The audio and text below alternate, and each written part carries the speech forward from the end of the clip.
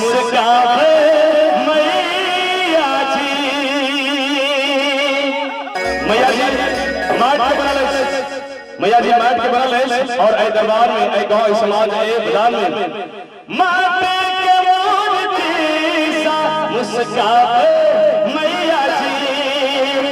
बाग के होके सवारी आवे मैया जी, आवे मैया जी।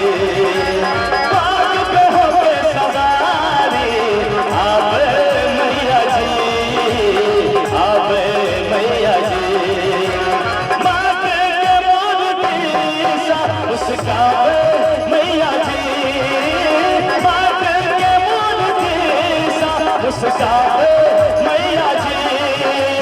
बाग के होके सवारी आवे मैया जी, आवे मैया जी।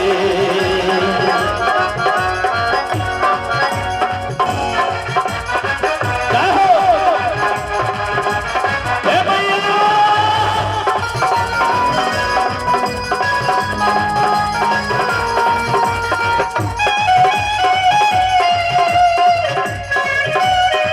हे माँ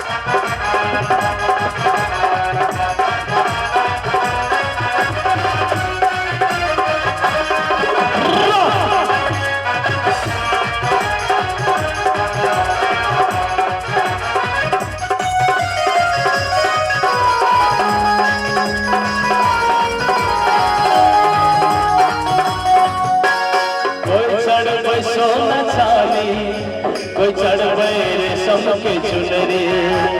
कोई चढ़ सोना चाली, कोई चढ़ रेशम के चुनरी।